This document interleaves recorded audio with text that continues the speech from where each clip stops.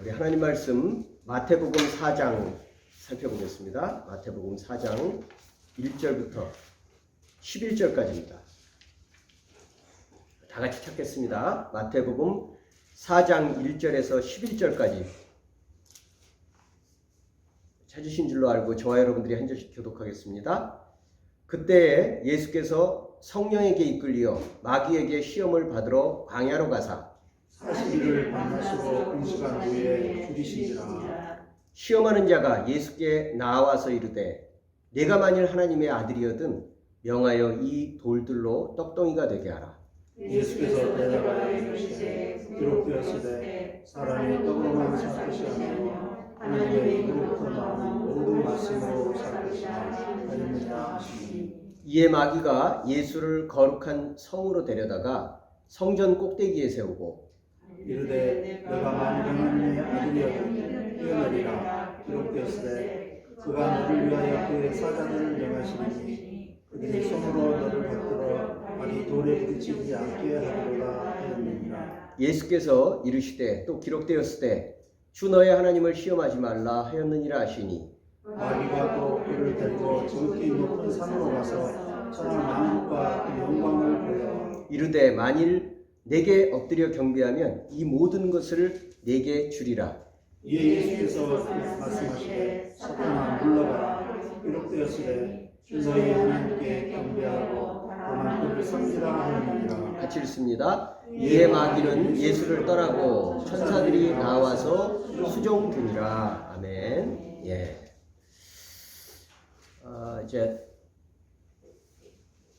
2022년 새해도 벌써 두 번째 주가 되었습니다. 여러분들 기억하신다면 우리가 이 예배를 12월 첫째 주에 시작을 해서 한 달 조금 더 넘겨서 이렇게 예배를 드렸는데 처음 시작을 우리가 마태복음 1장부터 이렇게 쭉 살펴보면서 흐름에 따라서 쭉 나오다가 성탄절이 있었고 그 다음에 이제 성찬을 한번 했었고요.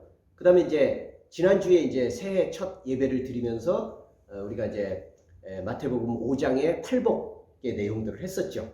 그래서 약간 순서의 흐름을 가다가 세 주 정도를 멈춰서 다른 것을 했었습니다. 다 마태복음에 나와 이제 그 흐름들 속에서 잠깐 이탈을 했다가 다시 이제 그 원래 있던 그 순서대로 말씀을 전하려고 합니다. 그럴 때 이제 우리가 과연 그러면 이전 순서가 어떻게 진행됐었더라? 좀 생각해 볼 필요가 있잖아요. 어떻게 흐름이 진행됐을까요? 물론 처음에는 족보 이야기가 나왔었고요.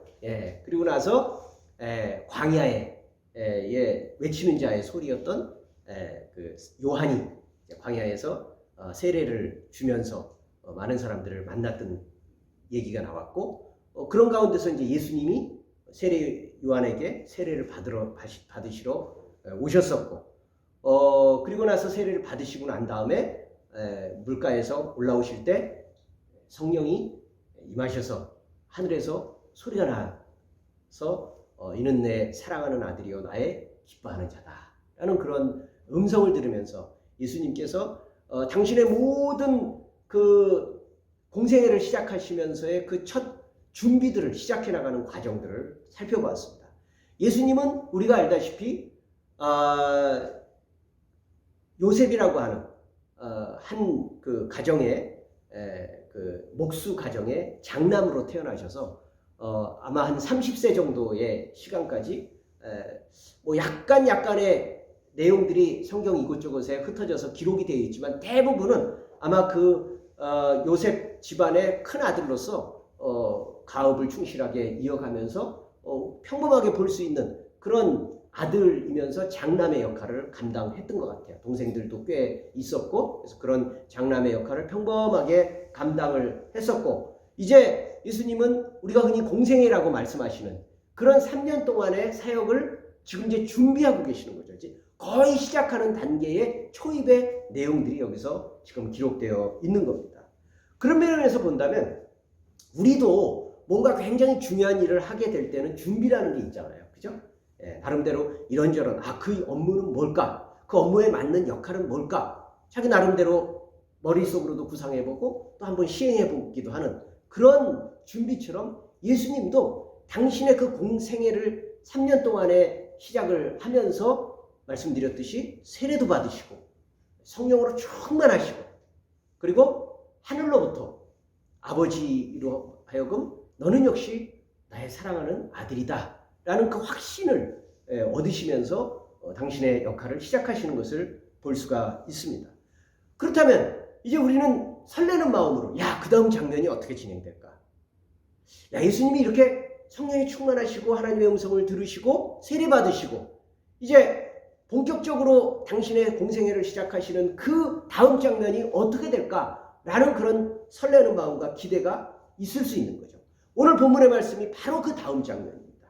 자, 그런데 1절에서 3절의 말씀이 이렇게 시작됩니다. 그때 예수께서 성령에 이끌리어 마귀에게 시험을 받으러 광야로 가서 40일을 밤낮으로 금식하신 후에 줄이신지라 시험하는 자가 예수께 나와 이르되 내가 만일 하나님의 아들이거든 명하여 이 돌들로 떡덩이가 되게 하라.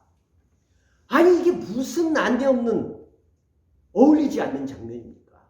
예수님이 공생애를 시작하시는 굉장히 준비에 철저한 그런 중요한 시기에 웬 엉뚱한 시험받는 얘기가 갑자기 확 들어가는 거죠.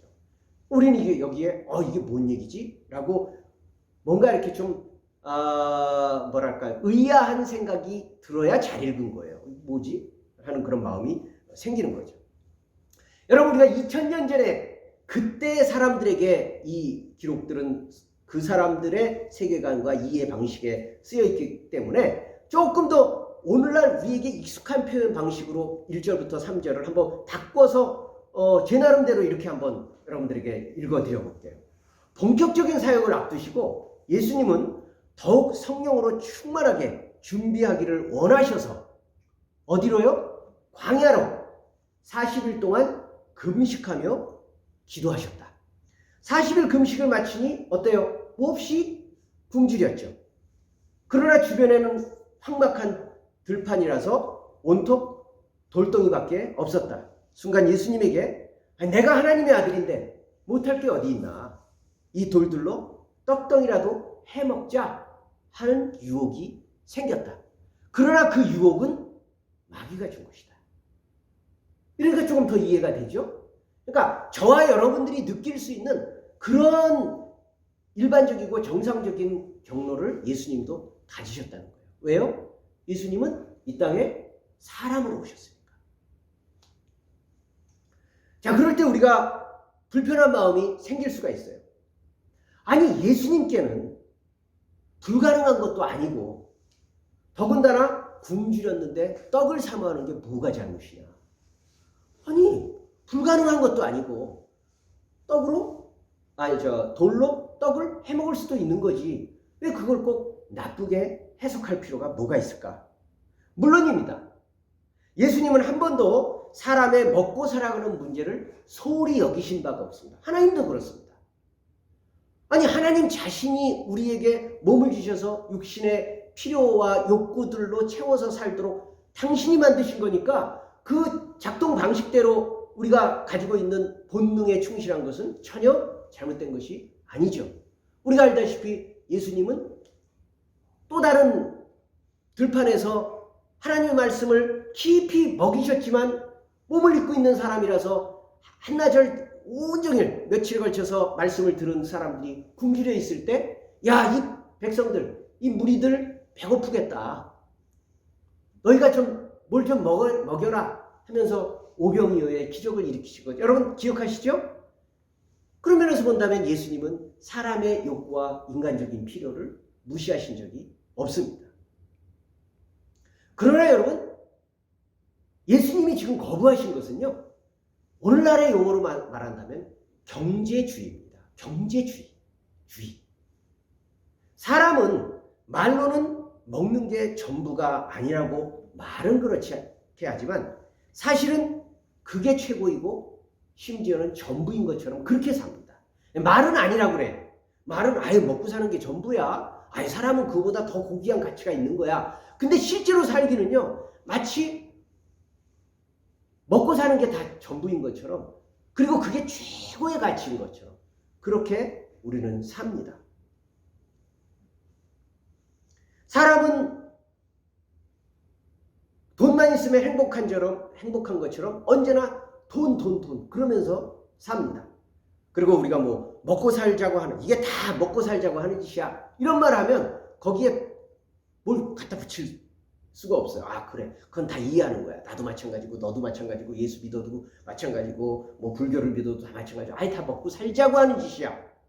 그래, 먹고 살자고 하는 짓이라고 하면 결국은 세상을 사는 모든 목표는 먹고 살아가는 게 최고의 목표다 라는, 거기에 우리는 공감하는 것이 되는 것이죠. 그렇게 얘기하면 법도 도덕도 하나님도 없어집니다. 사람은 분명히 짐승이 아닌데 점점점 더 짐승처럼 삽니다. 여기 한번 굴복하기 시작하면요, 그 핑계에 우리가 굴복하기 시작하면 뭐든지 다 이유가 됩니다. 그렇잖아요? 먹고 살아가는데, 돈을 벌겠다는데, 그래서 더 풍요와 안락을 누리겠다는데 거기에 무슨 이유가 더 필요하겠습니까? 그러다 보면 어느샌가 모르게 사람은 점점점 더 짐승처럼 되는 겁니다. 원래 우리가 보고 있는 수없이 많은 사건과 사고들, 많은 아이고 천인공노한 어떻게 이런 일이 있을까라고 하는 사람들은 결코 저와 여러분들과 엄청나게 다른 사람들이 아닙니다. 똑같은 욕구, 똑같은 생각, 똑같은 느낌을 가지고 있는 평범한 사람들인데 다 허용하기 시작하면 그렇게 되는 것이죠. 결국은 죽도록 돈만 뒤쫓아 다니다가 결국 다 써보지도 못하고 죽는 거죠. 그러니까 인생이 허무한 겁니다.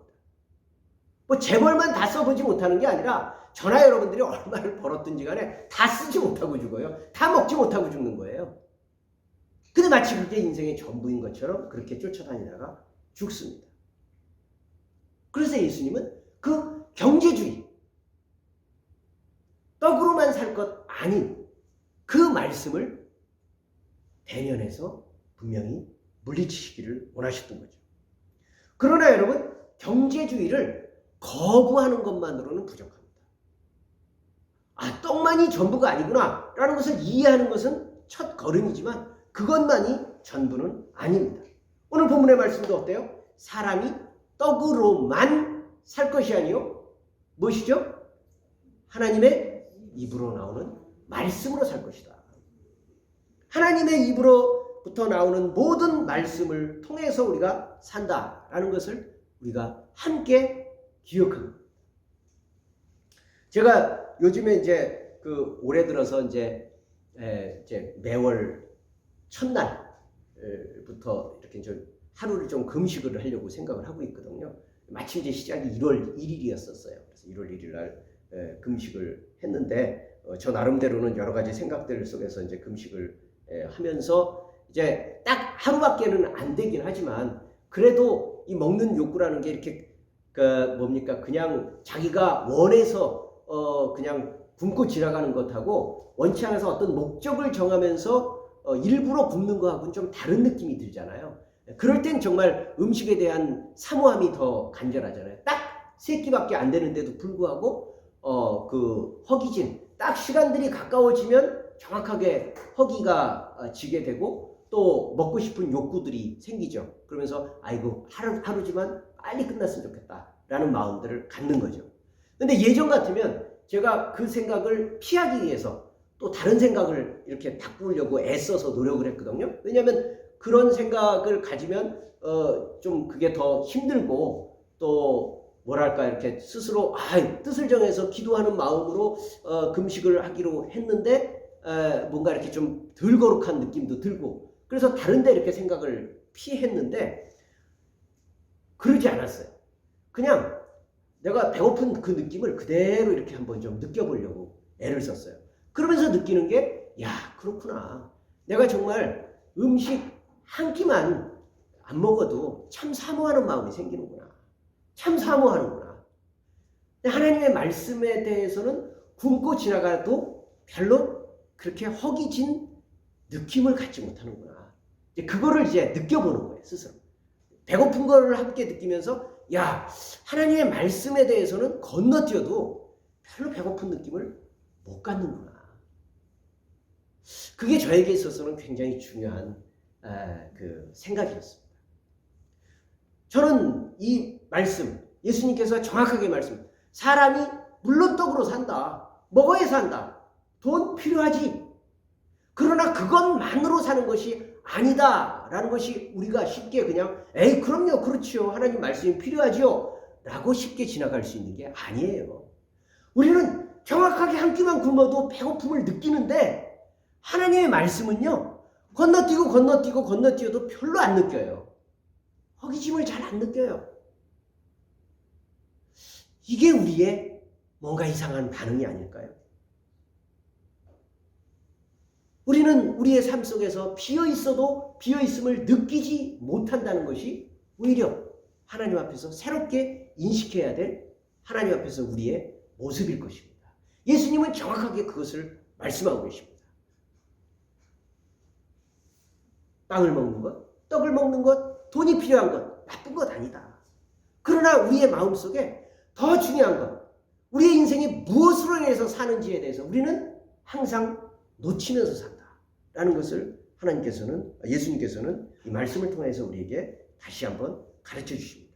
지난주에 우리가 살펴봤던 팔복, 결국 8가지의 복의 여러 가지 다양한 얘기인 것 같지만 묶어서 하나로 말한다면 결국 뭐예요? 하나님의 은혜에 굶주린 자.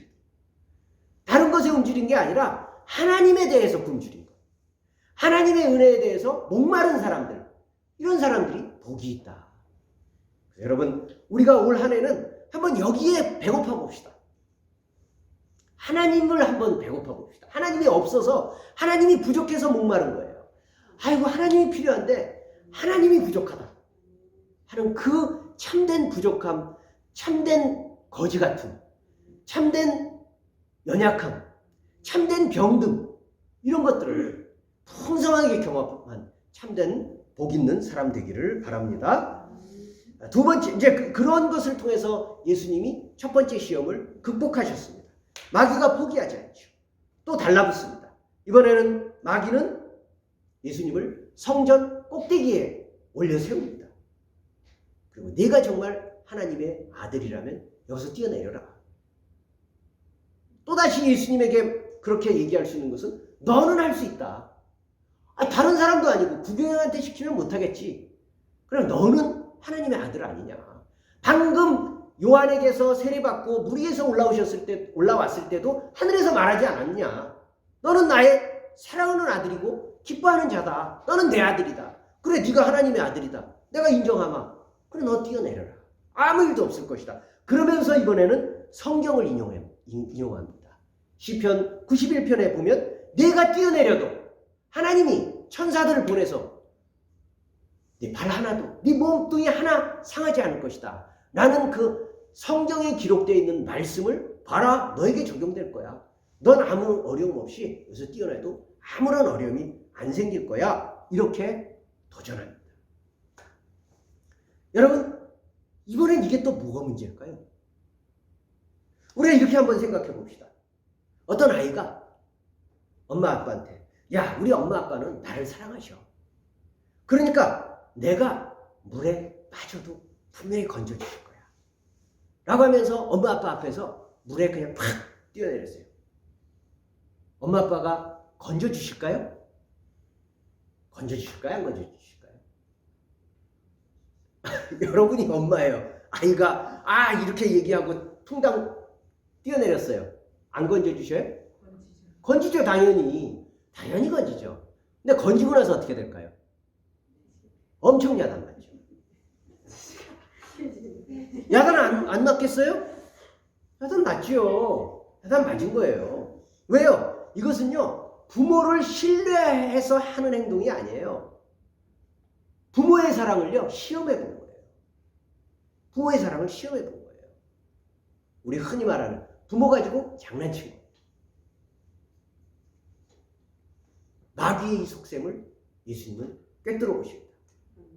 하나님과 예수님 사이를 이간질시키는 거예요. 사실은 이런 행동을 통해서 하나님이 너를 건져주실 거야. 그래, 네가 하나님 아들이지 않냐. 해봐.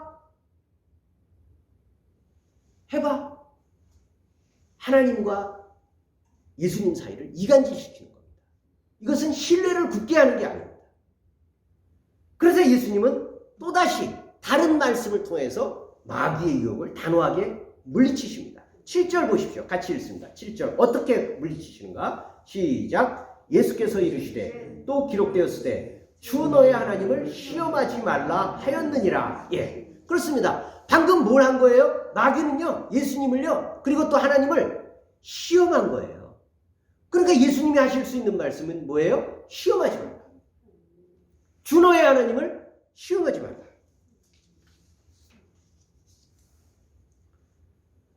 여러분, 우리가 한 가지를 더 생각해 봅시다.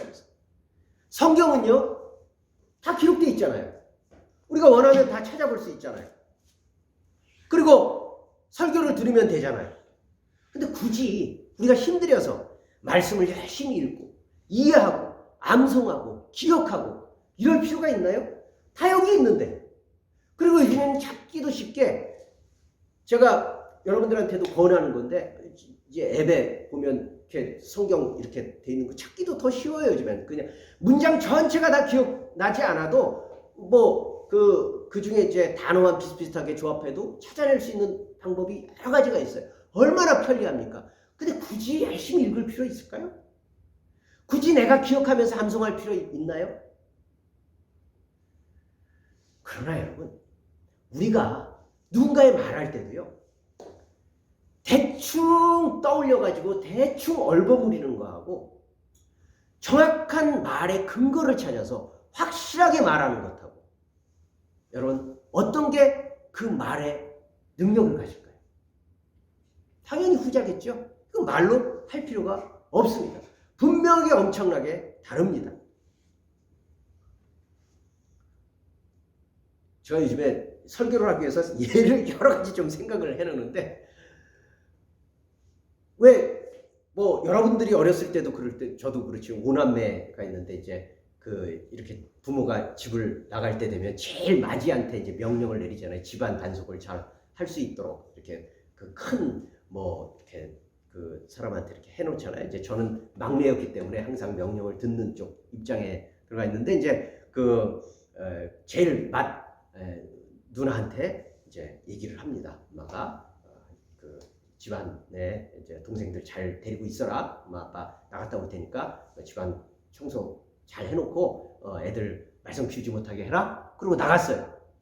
근데 이제 엄마가 나가니까 애들은 난리가 나는 거죠. 그러니까 자기들 마음대로 하면서 난장판을 만들어요. 그러니까 누나가 어떻게 해요? 잔소리를 하겠죠? 야, 그렇게 어지럽히면 안 돼. 너 지금 이렇게 하면 혼나. 이렇게 얘기를 하죠. 그러니까 이제 애들이 쉽게 안 들어요. 아이고, 엄마, 괜히 엄마 노릇한다. 그러지 마라. 쥐가 하고 싶은 대로 왜 자꾸 그러냐. 그래서 누나 말을 잘 듣지 않아요. 그러니까 누나가 최후의 카드를 보여줍니다. 뭐예요? 엄마 친필 메모를 보여주는 거예요. 엄마가 너희 나 없을 때 누나 말 잘 듣고 누나가 시키는 모든 것은 다 엄마가 시키는 거야. 똑같은 거야. 라는 문서를 딱 보여줍니다. 그러면서 이제 조용히 해 라고 얘기하면 그때부터 아이들이 말을 듣습니다. 왜요? 누나의 말은 곧 엄마의 말이기 때문에.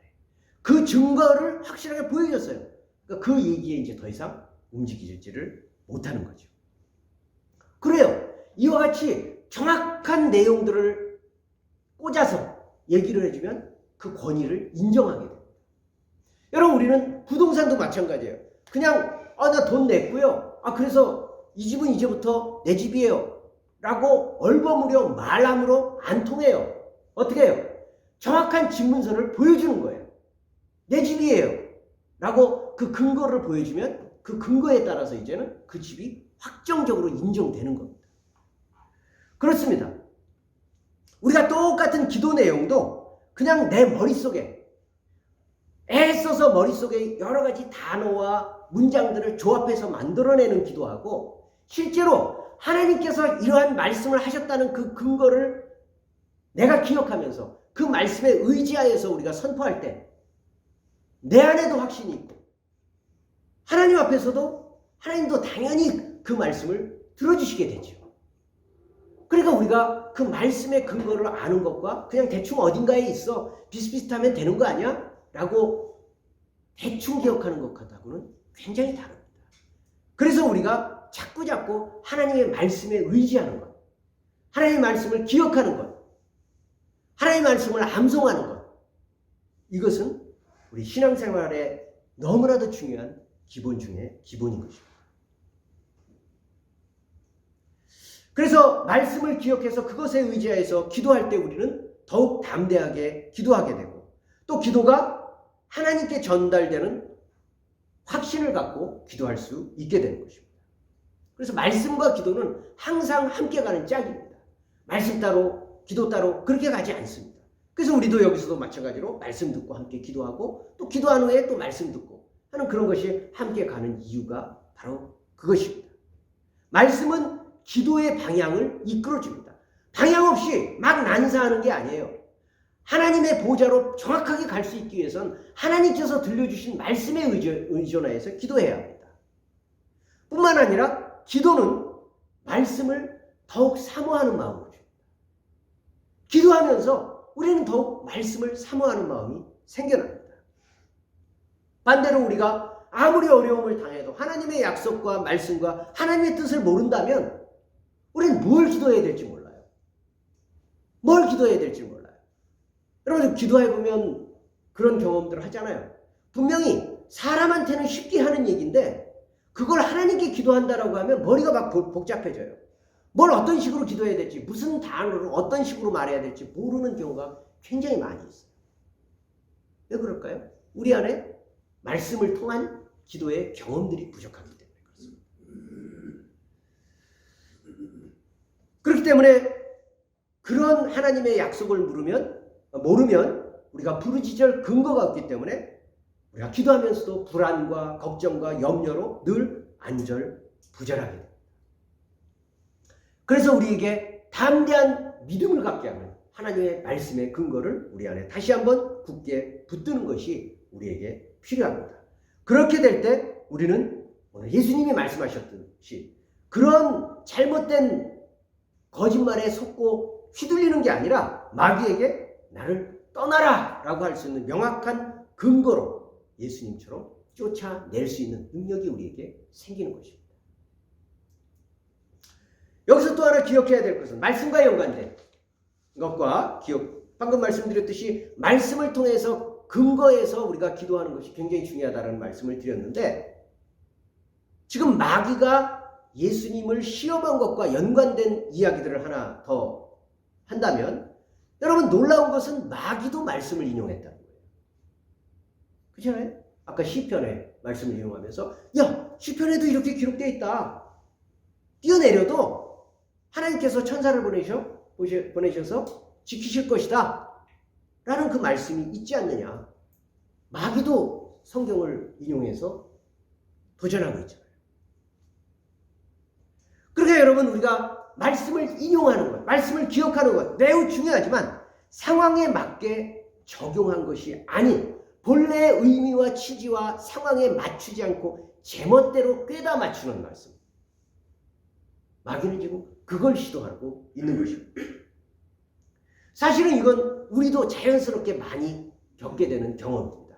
교회를 어느 정도 다니면서 신앙생활을 어느 정도 하다 보면요, 우리도 하나님의 말씀을 적당히 나의 필요에 맞춰서 적당히 인용해서 자기 욕망을 정당화하는 교묘한 능력이 생깁니다.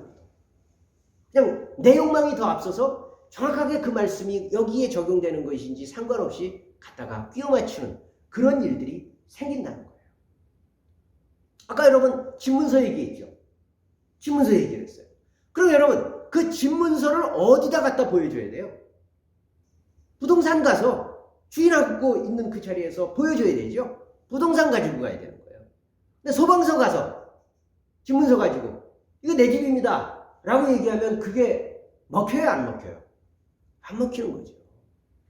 어디 가서 그 집문서를 내미느냐, 어디 가서 어떤 모습으로 하나님의 말씀이 적용되는지를 내가 그 상황을 알지 못하면 정확하게 그 말씀이 적용되어서 능력을 발휘할 수가 없는 것입니다.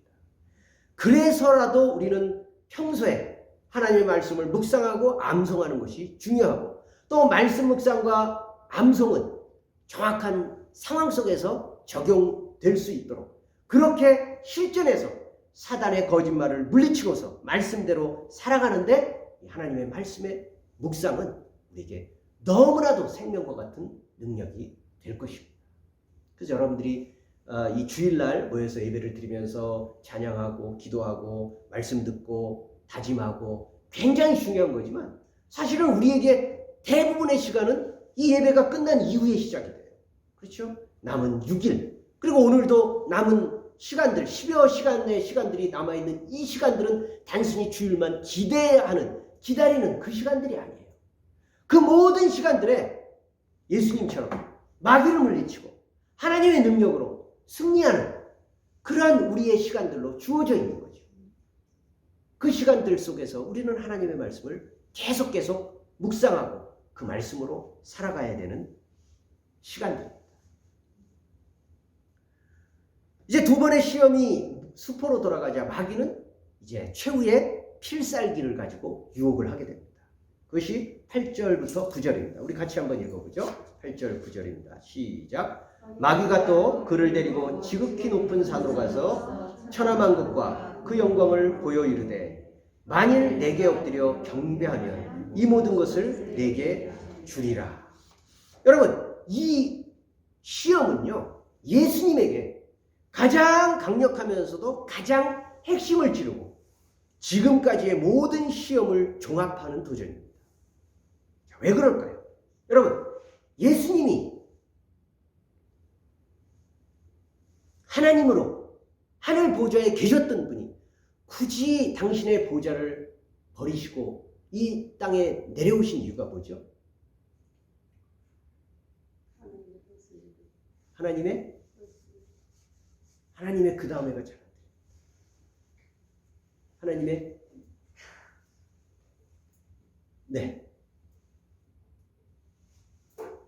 하나님의 나라의 역사를 이 땅에서 이루시기 위해서 오신 거죠.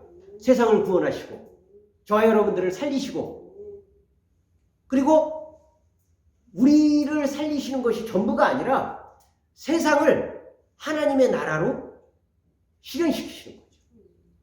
천국을 가지고 오신 분이죠. 그죠? 그게 하나님의 예수님의 역할입니다. 그래서 복음서에 보면요. 성경 이곳저곳에 마태, 마가, 누가, 요한 모든 부분에 천국, 하나님의 나라라는 말이 굉장히 많이 나옵니다. 나라. 그렇습니다. 나라. 그런데 지금 마귀는요. 이렇게 말하는 거예요. 당신 뜻대로. 예수 당신 뜻대로 당신 나라를 세우는데 내가 이제 방해하지 않겠다. 내가 물러설 테니까 다만 딱 한 번만 나를 경배해라. 그럼 내가 더 이상 너를 방해하지 않겠다. 너의 나라를 세우는 것을 나는 방해하지 않을 테니까 딱 한 번만 나에게 경배하라. 라는 제안을 하는 겁니다. 우리는 사실 이런 말에 많이 무너집니다. 우리 이런 말 많이 하죠. 뭐로 가도 서울만 가면 된다. 개같이 벌어서 정승같이 쓴다. 아니 목적이 좋으면 그 목적을 위해서 사용되는 수단이야 조금 안 좋아도 괜찮지 않냐. 내가 어찌하든지 출세하고 돈 많이 벌어서 교회도 짓고 하나님께 헌금 많이 하면 되는 거 아니냐? 하나님의 영광을 위해서 내가 조금 이런 거 할 수 있고 저렇게 눈 감을 수 있는 거 아니냐? 라는 그런 유혹을 우리가 받을 수 있는 거죠. 예수님께도 내게 딱 한 번만 머리 숙이면 내가 원하는 모든 것을 해주마 라는 것은 매력적인 제안일 수 있는 거죠. 어차피 좋은 목표를 위한 것이기 때문에 방법이야 무슨 상관이냐. 그래서 가장 강력한 시험입니다. 우리가 언제나 가질 수 있는 그런 유혹이기 때문입니다. 그러나 여러분 이것은요 가만히 살펴보면요 새빨간 거짓말입니다. 그럴듯한 것이지 사실이 아니에요. 우리 항상 그럴듯한 것하고 사실하고는 구분할 수 있는 능력이 있어요. 그럴듯한 거는요 사실과는 다릅니다. 그냥 그럴듯한 것일 뿐입니다. 왜 그렇죠? 너의 왕국을 내가 실현시켜주마. 다만 나에게 딱 한 번만 경배해라. 너의 왕국을. 그러나 여러분, 어불성설입니다. 예수님이 실현하려고 하는 하나님 나라라는 말 자체가 뭐예요? 우상과 어울리지 않아요. 하나님의 나라니까. 하나님의 나라라는 것은 누가 왕이에요? 하나님의 왕이에요. 왕이 계셔요. 그런데 왕에게 경배하지 않고 왕이 아닌 다른 곳에다가 경배해서, 그래서 사탄 마귀의 특징은 매우 설득력이 있고 사실 같고 아주 매력적이지만 항상 속임이고 거짓입니다. 우리가 지난주에도 말씀드렸듯이 사단의 별명은 거짓의 아비입니다. 그러면 우리는 하나님의 말씀과 사단의 거짓말을 어떻게 분별할 수 있겠습니까? 다시 한번 말씀드리지만, 그래서 우리가 하나님의 말씀에 정통해야 됩니다. 그렇기 때문에 우리는 하나님의 말씀인 성경을 자꾸 읽어서 과연 무엇이 하나님의 말씀이고 무엇이 사단의 거짓인지 우리가 분별할 수 있어야 합니다. 이제 우리가 세 가지 시험을 살펴봤습니다. 이처럼 예수님이 당한 시험은 우리에게도 충분히 의미가 있습니다.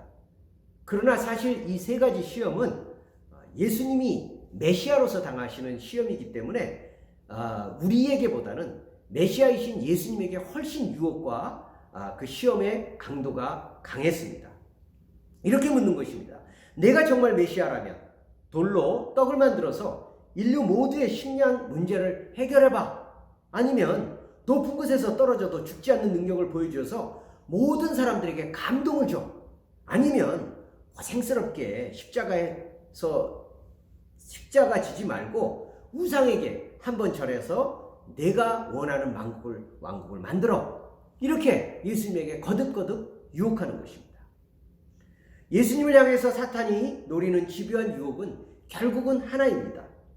십자가 지느라고 괜히 고생하지 말고 모든 사람들의 주목을 받을 수 있는 정치, 경제, 사회, 문화, 종교의 중심지로 우뚝 서서 부인할 수 없는 엄청나고 놀라운 기적들을 계속 보여주면 사람들은 너를 정말로 메시아로 믿게 되고 결국은 내가 원하는 하나님 나라가 완성되는 것 아니냐라는 것을 계속 유혹하는 것입니다. 이것은 당시나 지금이나 여전히 설득력 있는 주장입니다. 사람은 누구나 할 것 없이 한 방으로 모든 골칫거리들과 문제들이 해결되는 것을 보기 원합니다. 삶에서도 몇 푼 안 되는 월급 모아봐야 한숨만 나오고 부동산이나 주식 같은 것으로 단 한 번에 부자가 되는 것을 우리는 원하지 않습니까? 그런 사람은 많은 사람들에게 영향을 발휘하게 되어 있습니다.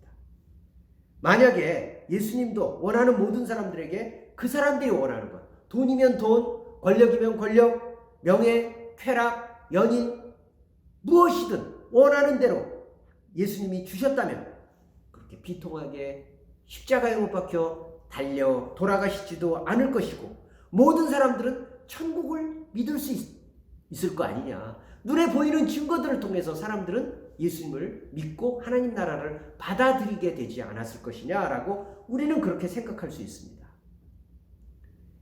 이 유혹이 얼마나 집요하고 또 예수님에게도 큰 유혹이 되었는지 하는 것은 예수님의 모든 생애의 마지막 십자가에 달려 돌아가시는 그 순간까지도 계속되었습니다. 마태복음 27장 40절에서 42절까지를 제가 읽도록 하겠습니다. 이제 예수님은 마지막 십자가에서의 죽음을 앞두고 계시는 그런 마지막 장면인데 거기서도 예수님은 똑같은 시험을 받고 계십니다. 이르되 성전을 헐고 사흘에 짓는 자여 내가 만일 하나님의 아들이거든 자기를 구원하고 십자가에서 내려오라 하며 그와 같이 대제사장들도 서기관들과 장로들과 함께 희롱하여 이르되 그가 남은 구원하였으되 자기는 구원할 수 없도다. 그가 이스라엘의 왕이로다. 지금 십자가에서 내려올지어다. 그리하면 우리가 믿겠노라. 그렇습니다. 예수님이 십자가에서 마지막 숨을 거두시는 그 순간까지도 마귀는 한사코 십자가를 지지 않도록 그렇게 유혹하고 있는 그 모습을 볼 수가 있습니다. 여러분, 예수님은 능력이 없어서가 아니라 그것이 하나님의 뜻이 아니기에 거부하셨습니다. 지금도 세상을 구원하고 우리를 행복하게 해주겠다는 수많은 메시아, 구원자들이 우리 주변에 아주 많이 포진되어 있습니다. 과학과 기술로 풍요와 안락을 제시하는 메시아, 정치와 이념으로 유토피아를 만들어주겠다는 메시아, 도덕과 자기 수양으로 인간적 한계를 뛰어넘게 해주겠다는 고결한 메시아, 이런 수많은 메시아들이 우리를 유혹하고 있습니다. 그러나 세상은 대단한 생각과 또 그럴듯한 계획, 엄청난 능력이 없어서 이 모양 이 꼴이 된 것이 아닙니다. 중요한 것은 저와 여러분들과 똑같은 죄인이 세상을 구원할 수 없다는 사실입니다. 그래서 예수님은 계획이나 프로그램이 아니라 십자가를 지고 죽고 부활하심으로써 세상을 하나님과 다시 화목하게 하셨습니다. 세상을 구원하는 방법은 단 하나, 하나님을 만나는 것밖에 없습니다. 하나님에게 용서받고 하나님을 만나서 세상을 다시 화목하게 하는 그 방법밖에는 없기 때문에 예수님은 다른 구상, 다른 프로그램이 아닌 십자가를 지시는 하나님의 방법으로 죽으셨던 것입니다. 마귀도 그것을 알았습니다. 우리는 몰라도 마귀는 예수님이 메시아이고 예수님의 십자가가 가장 결정적인 것이라는 것을, 자기들을 패퇴시키고 쫓겨나게 할 그 무기라는 것을 너무나도 잘 알고 있었습니다. 그래서 마귀도 그것만은 막으려 했던 것입니다. 마귀가 예수님의 십자가를 어떻게든 막아보려고 몸부림친 것만 봐도 예수님이 십자가를 지는 그 방법 외에는 다른 구원이 없다는 것을 반증해 주는 것입니다. 예수님은 자기의 필요대로 능력을 마음껏 발휘하는 슈퍼맨 같은 구원자가 아닙니다. 자기의 능력을 과시하기 위해서 기적을 남발하는 마술사도 아닙니다. 그렇다면 우리도 나를 부자로 만들어 주어야만 하는 그런 메시아, 내 병을 꼭 고쳐 주어야만 믿을 수 있는 그런 구원자라면 우리 역시도 또 다른 메시아, 거짓 메시아를 만들려고 하는 유혹에 빠지는 것입니다. 우리는 자기 몸을 버려서 십자가에 죽으신 메시아 예수 그리스도밖에는 모릅니다. 이제 말씀을 마치려고 합니다. 우리는 오늘 본문이 시작하는 알쏭달쏭한 첫 문장을 다시 한번 주목할 필요가 있습니다. 예수님께서 마귀에게 시험받도록 성령께서 예수님을 광야로 이끄셨다. 여러분, 이 문장이 얼마나 이상하고 알쏭달쏭합니까? 성령께서 예수님을 다름 아닌 마귀에게 시험받도록 이끄셨다라는 말도 이상하지만, 더구나 세례받으시고 하늘이 열려서 성령이 임하고 기쁜 아들임을 선포받는 그 영광스럽고 거룩한 시간이 끝나기도 전에 난데없이 마귀 시험이라니요. 이거는 우리로서는 이해하기 어려운 모습입니다. 그러나 여러분, 예수님의 천국 사역이 무엇입니까? 하나님을 대적하고 하나님의 왕국을 도둑질하려는 사단과 벌이는 결정적인 한판 승부가 바로 예수님의 천국 사역입니다. 예수님의 천국 사역은 마귀 왕국을 멸하는 것과 다른 것이 아닙니다.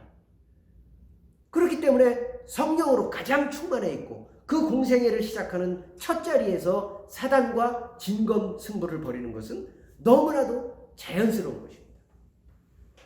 결국 마귀는 어차피 자기가 패할 걸 알았기 때문에 좋다, 그래 너 메시아 해라, 대신 십자가 지지 말고 세상이 알아주는 그런 황제 같은 메시아를 하라고 강하게 유혹했지만, 예수님은 끝끝내 다른 메시아 되기를 거절하시고 마귀를 쫓아내 버리셨습니다.